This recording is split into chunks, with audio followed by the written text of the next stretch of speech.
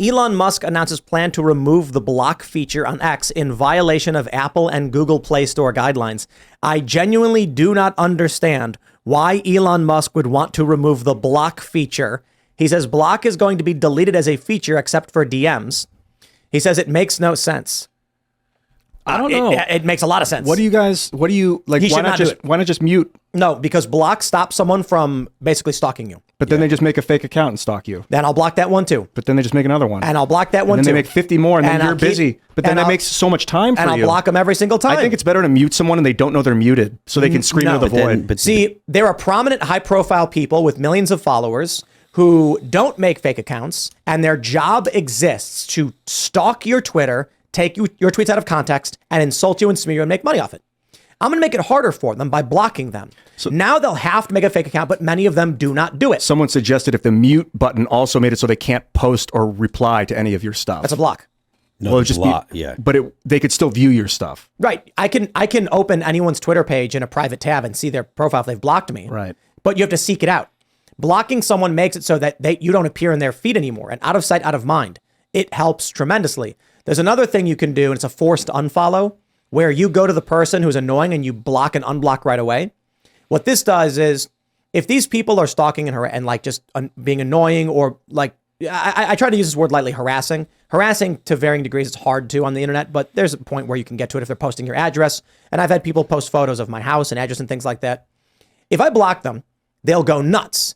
They'll make a fake account and then they'll start using that account to bother me again. So one thing you can do is block and unblock really quick.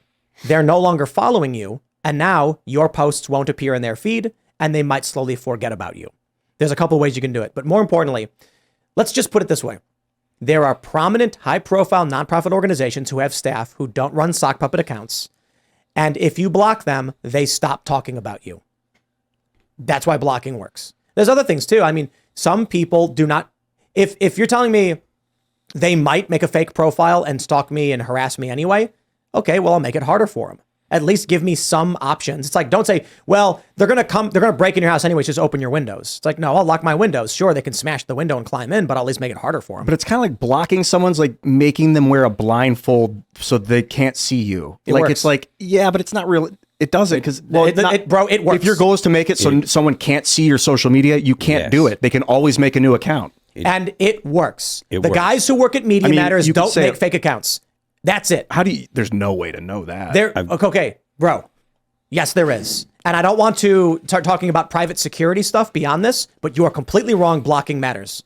It is one of the first things we do in a security assessment when you're dealing with people swatting and doxing and sending bomb threats. The first thing you do is you make it harder for them to interact with you and your content. Yeah, mute. They can't call you. Mute does not do that. Then they can't. Every time they try and call your number to dox or to call a bomb threat or whatever, it just goes into the void. It never picks up. The point is, you want to be harder for them to see you. That's it. You want to reduce visibility. It is not perfect, but it is the first action you take when dealing with stalking and harassment. It also it prevents them from like interacting with your tweets and your followers and posting, on there and stuff. Posting porn and other. So that kind of stuff matters about like how they can interact with your account is different when it's a block versus a mute. And some of these accounts have 50,000 followers and they don't run sock puppets. Their goal is with their account to harass you to gain followers. If they can no longer do that, they'll target someone else. That's why adding to the mute function that they can't post on your stuff or retweet your stuff. That's a block. It's just no, but they can still see your stuff. And they still can right now. I personally think that if they're thinking of like actually removing the block feature, then they should make it a policy that you're not allowed to have an anonymous account, because I'm in favor of keeping the block. I agree with you as somebody who has been harassed online and has had stalkers and, people be really, weird online.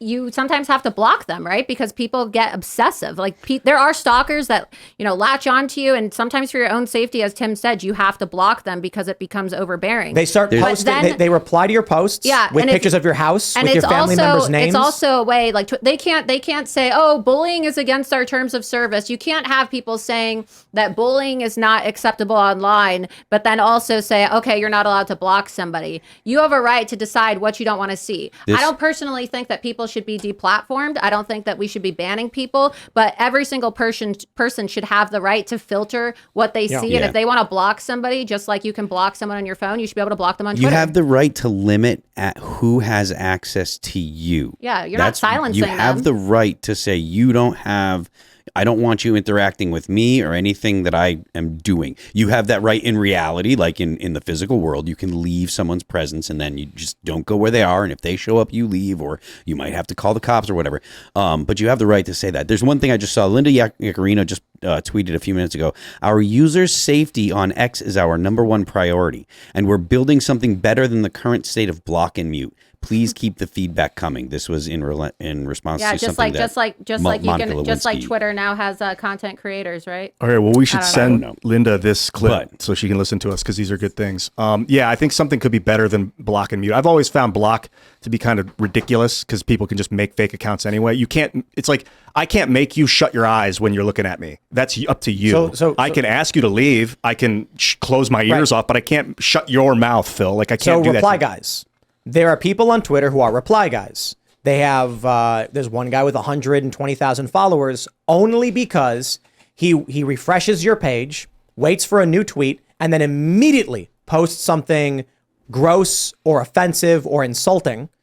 If you block them, they can't do that anymore. They won't make a new account because they're trying to build followers on their current account. So blocking works. More importantly, there are people who do this, and they will also post threats, photos of family members, private information. You block them, they can't do it anymore. There's a bunch of reasons why blocking is important. Yeah, we need an amalgamation of the abilities, because when I block someone, I can still see them. I don't want to see those people. I want to mute them. I don't ever want to think about that. When you block someone, Twitter stops showing you everything from them. Not always. That's the fact. Or it'll say, this user has been muted or blocked. I'm like, I know. So don't show me that crap. I don't want to know that they're posting. So if you erase them from my field of view. If you block someone and then someone else quote tweets them and says something, it'll say this tweet is unavailable. And then you can choose to go to the person's profile and view the tweet by clicking view tweet, but they limit what you see, giving you the option. I also have a policy of anyone who blocks me that I see, I block back.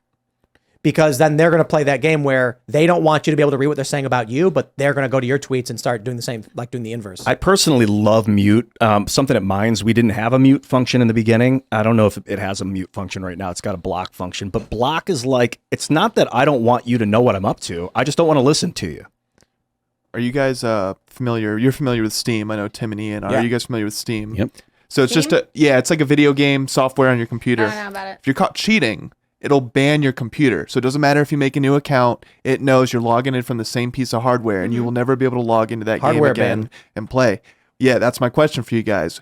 Would you guys be in favor of like a hardware ban for like so you'd be able to block Ian if he's being gross on a hardware ban? Because you can easily capture the wrong person with a hardware ban.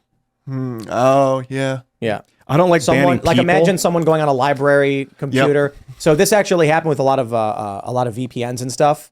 The whole network gets banned because one person uses a certain router or whatever, and then that IP is banned instantly. A lot of these networks auto ban VPN IPs anyway. I think banning people is a failure of a concept. You should be banning accounts if the account violates terms, and then if they make a new account, it's fair game. If you want to put in your terms that someone that's been banned can't make a new account, I think that's dirty because people change and become better people. And that's the idea, is we want to make each other better. I don't think you should be banned for anything unless you're inciting violence, I just think that the terms of service need to be identical to the United States Constitution. Awful, but lawful. Oh, you'd love Minds. I mean, look, like you have Linda Yaccarino that just came out and basically said, as a way to kind of soften the blow, the reality check that, hey guys, just kidding, they all lied to you when they said that the new ownership of Twitter, or X as they want to call it, is now pro-free speech. It's not, okay? Because they're creating these advertiser block lists. But instead of actually saying, hey, we're going to ban people that we don't like, they're going to say, hey, if you're a content creator, you can, buy Twitter Blue, and then you can be a content creator and you're going to get paid, except if you're lawful or awful, we're going to put you on a blacklist. And that's what they just said that they're going to do at Twitter. So it's basically the same censorship regime that we saw at Twitter 1.0, but they're trying to play good cop, bad cop by putting the blame on the advertisers. So instead of it being, oh, Elon Musk or Linda Yaccarino are censoring me, it's now, oh, well, sorry, you're on our advertiser block list. You have to take it up with the advertisers. I kind of take But ultimately, they're the ones that created that advertiser block list. Let's talk about this. I did just get paid on Twitter. I got paid $4,377. I had a total in the past 28 days of 241 million impressions. And the reason I disclose all of this to you is because there are a lot of people with substantially less impressions who got paid more, and people with more impressions who got paid substantially less. Have you disclosed how much you got? You did. You tweeted it, right? Yeah. So I need to check and see, because I don't think you can check your impressions on your phone. You have to be on your computer to check it. I think so. I need to see what the impressions were, but I know they're going to be over 100 million. But I have at least over 150 million impressions every single month. And I just got paid today, and I only got paid $190.22. And so if you open a browser and log in and go to analytics.twitter.com, it'll show you right away what your impressions are. But you got to log in on the browser and do desktop site or whatever. Thanks for watching this clip from the Timcast IRL podcast. Hang out with us live Monday through Friday at 8 p.m. and become a member over at timcast.com for uncensored, members-only shows exclusive. Thanks for hanging out, and we'll see you all next time.